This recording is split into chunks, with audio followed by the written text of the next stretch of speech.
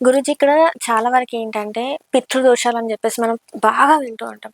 అసలు పితృదోషాలు అంటే ఏంటి అసలు? పితృదోషాన్ని మనం ఎట్లా కన్సిడర్ జేయాలి? దీనికి నివారణ ఎట్లా తంత్రంలో ఎట్లా ఉందసలు? పితృదోషాలకు ప్రత్యేకంగా తాంత్రిక పూజలంటూ ఏముండవండి. పితృదోషాలకి సాత్వికంగానే చేస్తారు. హ్మ్.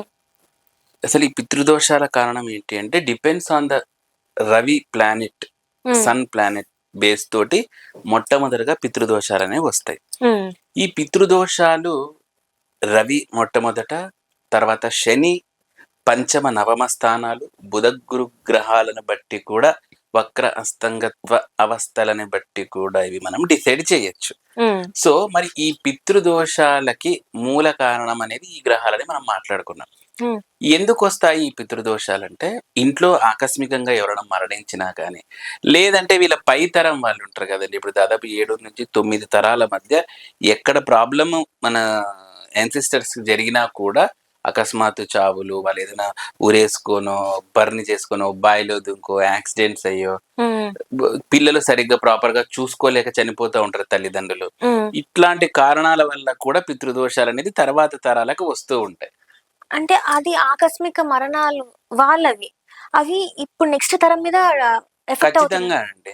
ఖచ్చితంగా అంటే ఉంటాయి. ఎందుకంటే మన జాతకంలో గండకాలం అనేది ఉంటుంది. వీళ్ళు ఆ టైంలో కొన్నిసార్లు పరిహారాలు పట్టించుకోరనమాట. హ్మ్. హ్మ్. హ్మ్. పట్టించుకోకోకుండా అంటే శాస్త్రం నీకు ఒక జ్యోతిష్యుని దగ్గరికి పంపించి పరిహారాలు చేసుకోమన్నా కూడా అతను నెగ్లిజెన్స్ చేసి ఆకస్మిక మరణానికి గురి అవుతాడు. హ్మ్. అలాంటప్పుడు ఆత్మకనేది పైకి ఎంత పెద్ద ఎంట్రన్స్ ఉండదు. హ్మ్. తర్వాత అవి ఏమైతాయి కొన్ని రకాల దోషాల రూపంలో మనకు వస్తా ఉంటాయి.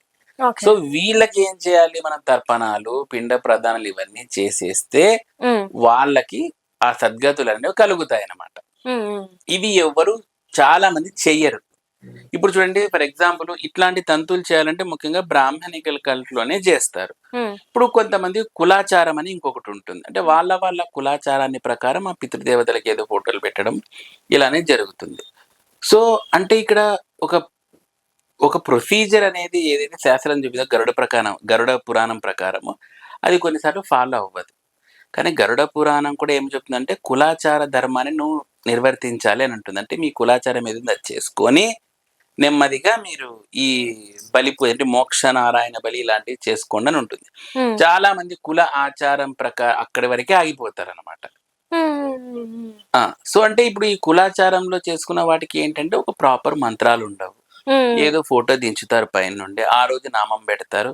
నామమో ఏదో వాళ్ళ ఈ కల్చర్‌ని బట్టి పెట్టేస్తారు. వాళ్ళకి నచ్చిన స్వీట్లు, ఆ సిగరెట్లు, బీడీలు అవన్నీ పెట్టేసి చేసేస్తారు. ఇక్కడెక్కడ కూడా మంత్రం ఇలాంటివేమీ ఉండవు. అదే నీకు ఈ మోక్షనారాయణ బలి పూజలో చాలా పద్ధతిగా ఒక 3, 4 అవర్స్ పూజలనేవి ఉంటాయి. హ్మ్. ఇవన్నీ ఎంతమంది ఫాలో అవుతున్నారు? హ్మ్. లేదు కదా! అవును. సో, కాబట్టి అలాంటప్పుడు మనకు పితృదేవతల నుంచి మనకు ఆశించాల్సిన ఫలితాలు కానీ ఎందుకంటే వాళ్ళకి ప్రాపర్‌గా మనం ఇవ్వనప్పుడు హ్మ్. వాళ్ళు మనకివ్వరు. అంటే వాళ్ళ ఆశీర్వాదాలనుకోవాలి. సో, ఆశీర్వాదాలు మనకి రావు. సో, కాబట్టి ఇవన్నీ ఎలా చూడాలి? దోషభూయిష్టంగా మనకు వచ్చేస్తాయన్నమాట. దీనిని మనం క్లియర్ చేసుకోవాలి. అంటే పితృదోష నివారణ పూజలనేవి చేసుకోవాలి. హ్మ్. హ్మ్. అప్పుడు మనకు సుఖశాంతులొస్తాయి. మరి ఈ పితృదోషం ఏమేమి ఎఫెక్ట్‌లను కలిగిస్తుంది అంటే, హ్మ్. ఇది సూటిగా ఒక మాట చెప్తానండి. మీరు కొంతమంది అంటారు ఎన్ని పూజలు చేసినా నాకు ఫలితం లేదండి. రుద్రాభిషేకాలు ఇన్ని సార్లు చేశాను. సుదర్శన యాగాలు చేశాను. కానీ ఏంది లేదంటే, మీకు భగవంతుడి పూజ ఎంత చేసినా కూడా, ఆ ఫలం మీకొచ్చేటప్పుడు వీళ్ళు అడ్డుపడతారు. ఎవరు అడ్డుపడతారు? పితృదేవతలు. పితృదేవతలు అడ్డుపడతారు. హ్మ్. దేవతలకి ఎంత శక్తి ఉందో పితృదేవతలకు కూడా అంత శక్తి ఉంటుంది. హ్మ్. కాబట్టి ఈ పితృదేవతలు అడ్డం పడతారు. ఆయన ఫలం ఇచ్చినా అదేందో అంటారు కదా! దేవుడు కరుణించిన దేవుడికైనా పూజారి కాబట్టి కరుణించట్లేదు. వీళ్ళివ్వరు. హ్మ్. ఎందుకంటే మీరు ఏం మాకు తర్పణాలు ఇయలేదు, పిండ ప్రదానాలు ఏం చేయలేదు కదా! కాబట్టి అందుకే మనం పితృదేవతారాధన, పితృశాంతి అనేది పక్కాగా చేసుకోవాలి. హ్మ్. ఇది ఒక్క సమస్య కాదండి. మల్టిపుల్ ఉద్యోగం, వ్యాపార నష్టము, సంతానం మొట్టమొదటిగా సంతానం. పితృదేవత అనుగ్రహం కలిగితే సంతానం కలగదు. హ్మ్. హ్మ్. హ్మ్. మనం సంతానానికి ఏదో గురుగ్రహము, ఏదో గ్రహం అనుకుంటాం. కానీ మొట్టమొదటగా పితృదేవతల అనుగ్రహం కలగకపోతే సంతానం కలగదు.